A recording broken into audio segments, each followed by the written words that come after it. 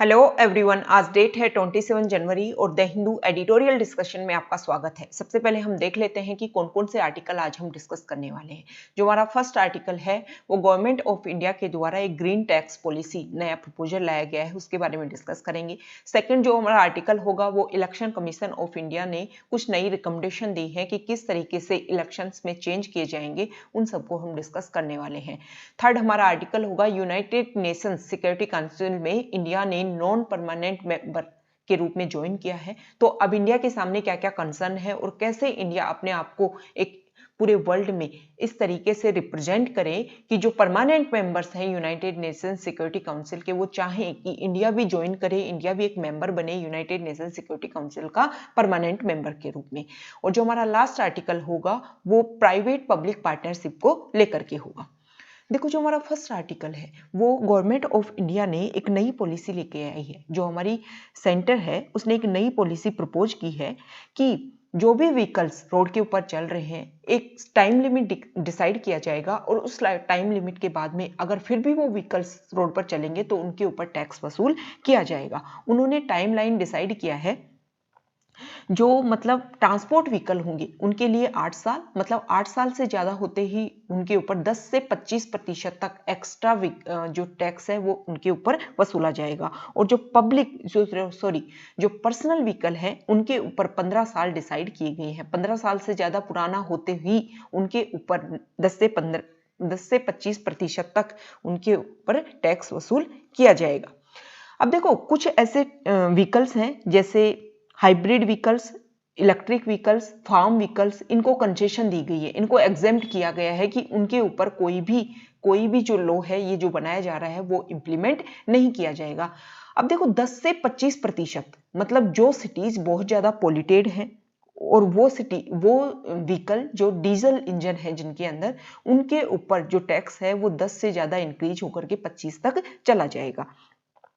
अब ये सब करने से क्या होगा? ये सब करने से जो हमारा सेफ्टी स्टैंडर्ड है वो इंप्रूव होगा, जो हमारी फ्यूल एफिशिएंसी है वो रेज होगी और एयर पोल्यूशन रिड्यूस होगा। देखो, इस आर्टिकल में ये बताया गया है कि 2008-9 के समय सेम इसी तरीके का किया गया था यूएस में ये बोला गया था कि आप अपने पुराने व्हीकल चेंज करो। हालांकि वहां पर एक अंतर था, इंडिया से एक चीज में अंतर था, वहां लोगों को इंसेंटिवाइज दिया गया था, मतलब वहां की गवर्नमेंट के द्वारा ये किया गया था, उनको मनी दी गई थी, उनकी हेल्प की गई थी कि आप इन व्हीकल्स को चेंज करो और आपके ऊपर मनी का बर्डन ज्यादा नहीं आएगा। लेकिन इंडिया में ऐसा नहीं किया जा रहा है। अगर उनके ऊपर टैक्स ज्यादा लगाया जाएगा तो वो क्या करेंगे, इंडिया में क्या करेंगे, अपने व्हीकल को ही बेच देंगे। अब व्हीकल को बेच देंगे तो दूसरा कोई बंदा उसको चलाएगा। तो एक तरीके से यहां पर ये बोला गया है कि आप पॉलिसी तो लेकर के आ गए, लेकिन पॉलिसी से पहले जो गाइडलाइंस है ना, क्या क्या उसके साइड इफेक्ट्स हो सकते हैं, उनके बारे में भी ढंग से सोच लेना चाहिए हमारी गवर्नमेंट को, ऐसा इसके राइटर ने बोला है। तो जो मतलब 2009 में जब यूएस में सेम तरीके का प्रोग्राम लॉन्च हुआ जिसका नाम था कार्स रिबेट प्लान, उसमें ये बताया गया था कि देखो, जो गवर्नमेंट है वो आपको मनी देगी, मनी दे करके आपको अपने व्हीकल को चेंज करना है। और इसके अलावा जो भी व्हीकल अगर आप उसको दोबारा से रीयूज करना चाहते हो तो उसके पार्ट्स को यूज कर सकते हो, लेकिन जो उसका इंजन है उसको यूज नहीं कर सकते, क्योंकि इंजन की वजह से ही तो पोल्यूशन फैलता है ना। उसको स्क्रैप कर दिया जाएगा, उसको खत्म कर दिया जाएगा। लेकिन इंडिया में ऐसा कुछ नहीं है। जो भी व्हीकल्स को आप चेंज किया जाएगा, अगर वो उनसे ज्यादा टैक्स वसूला जाएगा तो टैक्स पे करके, ऐसा कुछ नहीं बोला गया है कि उनको स्क्रैप कर दिया जाएगा, उनको खत्म कर दिया जाएगा। नेक्स्ट आर्टिकल में बताया गया है कि देखो, आप पॉलिसी तो लेकर के आ गए हो, लेकिन कुछ और ऑप्शन भी हैं जिन पर आप काम कर सकते हो। किसके ऊपर काम कर सकते हो? एक तो आप यूएस ने जो पॉलिसी अपनाई थी, जो प्रोग्राम अपनाया था, उस तरीके से काम कर सकते हो। दूसरा, जैसे 2009 के समय में एक जन्नूराम स्कीम आई थी, उसमें जो पब्लिक ट्रांसपोर्ट के लिए गवर्नमेंट ने बसेस दी थी कि आप सिटीज में ये बसेस चलाओ ताकि जिससे पोल्यूशन कम होगा। इस तरीके की स्कीम भी लाई जा सकती है। इसके अलावा क्या किया जा सकता है, जैसे पिछले साल हमारे road transport ministry mister Nitin Gadkari ने एक बात बोली थी, स्क्रैपिंग पॉलिसी वो लेकर के आए थे कि जो भी व्हीकल खराब हो चुके हैं, जो भी पोल्यूशन ज्यादा क्रिएट करते हैं, उनको स्क्रैप किया जाएगा। स्क्रैप के थ्रू जो ऑटोमोबाइल इंडस्ट्री है उनमें काफी कमी आ जाएगी, क्योंकि जो भी आप उसके पार्ट्स हैं ना उनको रीयूज कर सकोगे। तो इस आर्टिकल में आगे ये बताया गया है कि देखो गवर्नमेंट पॉलिसी लेकर के आई है, लेकिन इस स्क्रैप्ड प्लान को भी अच्छे से बेटर तरीके से लॉन्च करना होगा। ठीक है, इसके अलावा व्हीकल रजिस्ट्रेशन डाटाबेस है उसको स्ट्रॉन्ग करना होगा कि कोई भी व्हीकल जिसको स्क्रैप कर दिया गया है उसकी पूरी जो जानकारी है वो अवेलेबल होनी चाहिए। ऐसा नहीं है कि डॉक्यूमेंट्स में पता चल गया कि स्क्रैप कर दिया गया, वैसे रियल में ऐसा कुछ है ही नहीं और वो रोड पर चल रहा है। तो एक तरीके से जो डाटाबेस है वो बिल्कुल अपडेट स्थिति में होने चाहिए। कंक्लूजन में हम ये बात बोल सकते हैं कि देखो बहुत सारे ऐसे स्मॉल एंटरप्रेन्योर हैं वो नहीं कर सकते, इस चीज को अवेल नहीं कर सकते कि वो खुद के दम पर पे जाकर अपने जो मतलब जो अपने व्हीकल्स है उनको चेंज करवा सके। तो उनके लिए गवर्नमेंट को लोन की व्यवस्था करनी चाहिए, उनको ग्रांट्स देने चाहिए। इसके अलावा एक बात यह है कि जो नई पॉलिसी आई है उससे हमारे यहाँ पर नए व्हीकल्स आएंगे। नए व्हीकल्स आने से क्या होगा, जो हमारा पोल्यूशन लेवल है वो कम होगा, जो हमारे टाउन्स है वो ज्यादा क्लीन होंगे और एयर जो है वो टॉक्सिक एयर ना होकर के क्लीन एयर होएगी। इस वजह से देखो ये पॉलिसी इसलिए लॉन्च की जा रही है 2030 तक, जो पेरिस क्लाइमेट चेंज एग्रीमेंट हुआ था उसमें इंडिया ने अपने खुद के कुछ टारगेट फिक्स किए थे और 2030 तक उनका टारगेट है, एम है कि 2030 तक वो सारे टारगेट अचीव करने हैं। तो ये जो भी स्टैंडर्ड जो भी पॉलिसी लाई जा रही है वो उन टारगेट्स को अचीव करने की कोशिश की जा रही है। इंडिया रिन्यूएबल एनर्जी की तरफ बहुत ज्यादा बढ़ रही है, इंडिया जो क्लीन एनर्जी की तरफ बहुत ज्यादा बढ़ रही है। इसके अलावा जो व्हीकल्स हैं उनमें BS6 जो डायरेक्ट मतलब एक तरीके से जो इंजन होते हैं उनका स्टैंडर्ड भी एक BS5 को उल्लंघन करके जो डायरेक्ट हमारी इंडिया ने व्हीकल्स के लिए स्टैंडर्ड BS6 को लॉन्च किया है, वो भी एक तरीके का जो क्लाइमेट एक्शन को हम अचीव करने के लिए जो टारगेट फिक्स किए गए हैं उन्हीं को अचीव करने के लिए ये सब कुछ इंप्लीमेंट किया जा रहा है। तो ये हमने डिस्कस किया कि ये ग्रीन टैक्स पॉलिसी से क्या फायदा होगा और क्या क्या हमें नुकसान होने वाले हैं। जो स्मॉल एंटरप्रेन्योर हैं उनको गवर्नमेंट की हेल्प की बहुत ज्यादा जरूरत है। नेक्स्ट जो हमारा आर्टिकल है वो इलेक्शन कमीशन ऑफ इंडिया ने 25 जनवरी को हमारे इंडिया में नेशनल वोटर्स डे के रूप में सेलिब्रेट किया जाता है। 2011 से इसको एज ए सेलिब्रेशन स्टार्ट किया गया था। उस समय हमारे जो chief election commissioner mister Sunil Arora है उन्होंने एक बात बोली है कि हम रिमोट वोटिंग के लिए प्लान कर रहे हैं, कोशिश कर रहे हैं कि रिमोट वोटिंग को बढ़ाया जाए। अब देखो रिमोट वोटिंग ऐसा नहीं है कि आप घर बैठ करके वोट कर सको। रिमोट वोटिंग का ये है कि मान लो आपका जो रजिस्ट्रेशन है, आपका राजस्थान में रजिस्ट्रेशन है, लेकिन आप रहते कहाँ हो, आप रहते हो दिल्ली में, चुनाव होने वाले हैं कहाँ है, राजस्थान में। अब आप दिल्ली से राजस्थान नहीं आ सकते तो आप पहले से इलेक्शन कमीशन को ये सूचना और इन्फॉर्मेशन दे सकते हो कि मैं वहां नहीं जा सकता लेकिन मैं वोटिंग करना चाहता हूं। तो इसके लिए गवर्नमेंट क्या करेगी, जो इलेक्शन कमीशन ऑफ इंडिया है वो वहां सेंटर बनाएंगे और उस सेंटर में आपको स्पेशल टाइम और जो भी आपकी मतलब जिस तरीके से वो अपनी व्यवस्था करेंगे आपको वहां जाना है और वोट दे करके आ जाना है। ये है रिमोट वोटिंग सिस्टम। अब देखो इंडिया के लिए जो इलेक्शन कमीशन ऑफ इंडिया है, हमारे इंडिया में पहले पेपर बैलेट होता था, उसके बाद में हम EVM लेके आए, इलेक्ट्रॉनिक वोटिंग मशीन। लेकिन इलेक्ट्रॉनिक वोटिंग मशीन को लेकर के भी बहुत ज्यादा डिस्कस हुए, बहुत ज्यादा डिबेट हुए, क्योंकि ये बोला जा रहा था कि इसको हैक किया जा रहा है। लेकिन EVM मशीन के लिए EVM मशीन को लेकर के जो हमारा इलेक्शन कमीशन ऑफ इंडिया है वो साफ निकल गया। क्यों निकल गया, क्योंकि ये किसी भी नेटवर्क से नहीं जुड़ी होती है EVM मशीन, तो इसको हैक नहीं किया जा सकता है। इसके अलावा EVM की जो ऑथेंटिसिटी है उसको बढ़ाने के लिए, उसकी प्रमाणिकता को बढ़ाने के लिए VVPAT को इसके साथ में इंक्लूड किया गया, जोड़ा गया, ताकि EVM की जो भी पावर है वो ज्यादा इंक्रीज हो सके।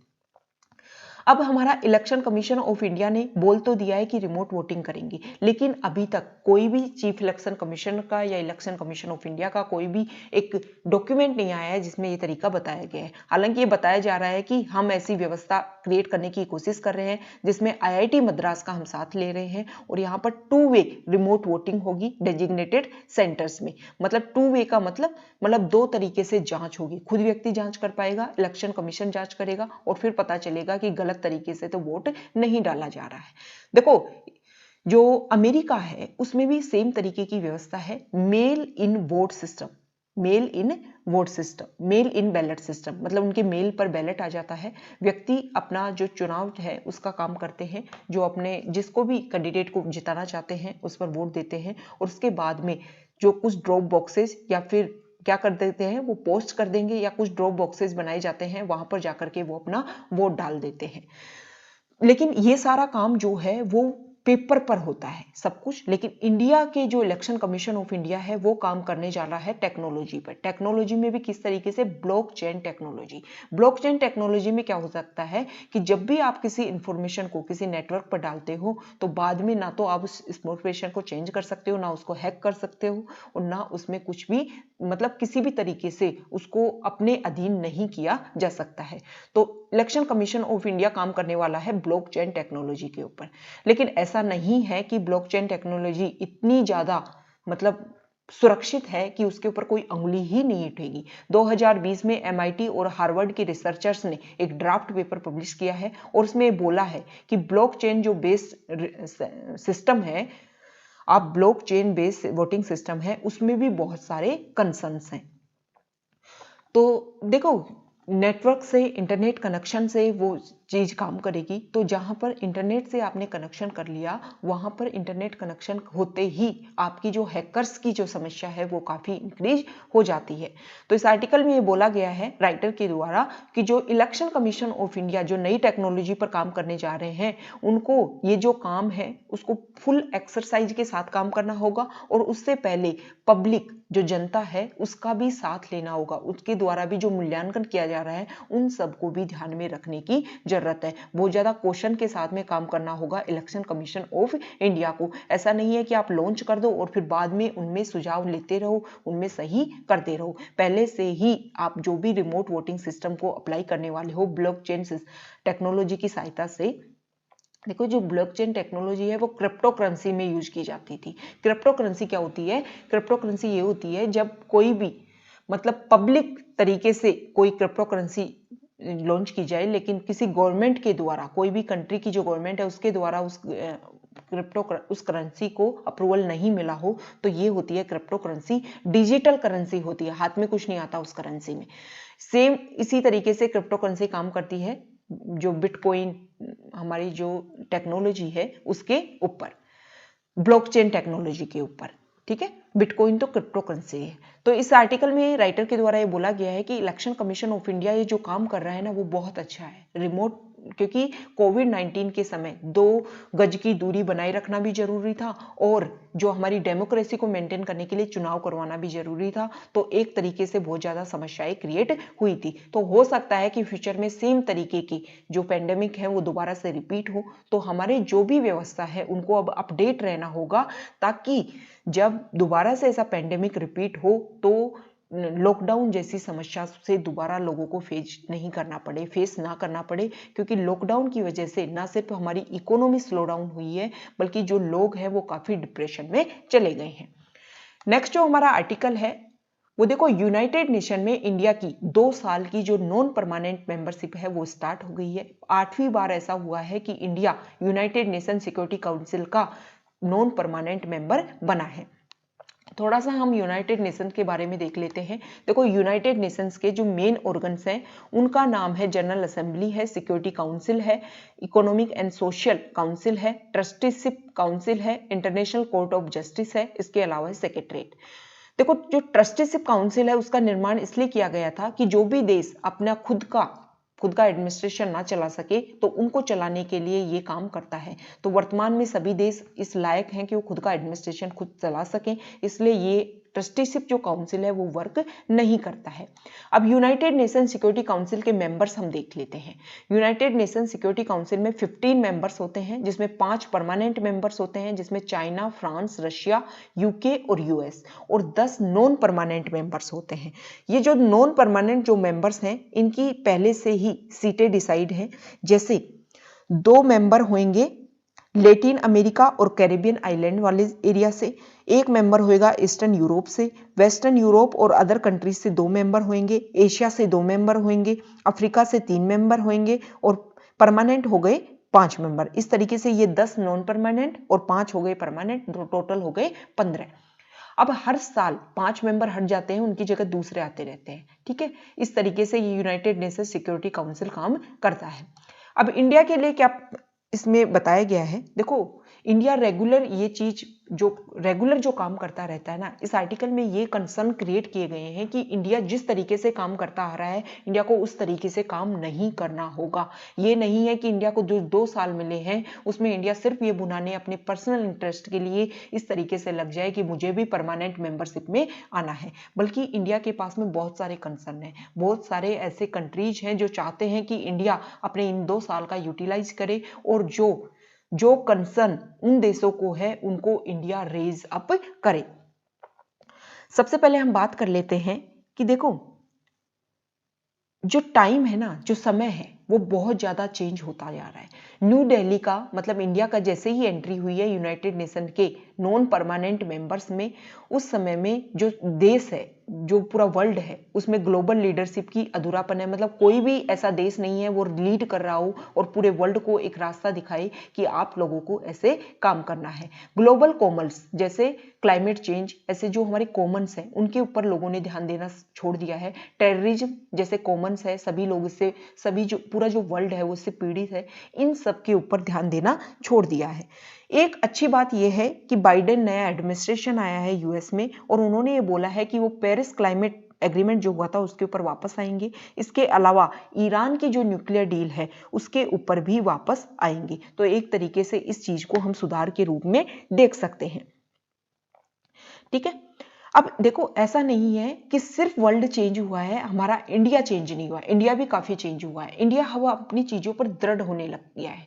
पहले की तरह इंडिया नहीं है कि इंडिया सिर्फ ये बोलता रहे कि मैं तो सिर्फ शांति का दूत हूं, शांति के लिए काम करता हूं। अब इंडिया अपने पॉइंट पर स्ट्रोंग होकर के खड़ा होता है।